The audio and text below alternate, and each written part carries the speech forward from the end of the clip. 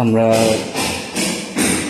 দোতলায় উঠেই ফার্স্ট রুমটা, এইটা পুরোটা প্যাডিংয়ের কাজ হবে। আমাদের স্ট্রাকচারাল রেডি হয়ে গেছে, এখানে লুভার্সের কাজ হবে। আমাদের স্ট্রাকচার রেডি হয়ে গেছে। এটা রুমের পেন্টিংয়ের কাজও শুরু হয়ে গেছে। এটা আপনার wardrobe with dressing unit. Client একদম সিম্পল চেয়েছেন, উনি বলছে কোনো রকম ডিজাইন কিছু হবে না, একদম সিম্পল রাখবেন। চলে এসছি আর একটা রুমে। এই রুমে কোনো ফার্নিচার হয়নি, ফল সিলিং আর পেন্টিংয়ের কাজ করা হয়েছে। চলে আসি আমরা আরও একটা রুমে, থার্ড রুম উপরে। এই রুমটাতে ফল সিলিং করা হয়ে গেছে। এই বেডটাও আমরা প্যাডিং করব, তাই জন্য আর কোনো সানমাইকা পেস্টিং করিনি। এটা চলে আসলো আপনার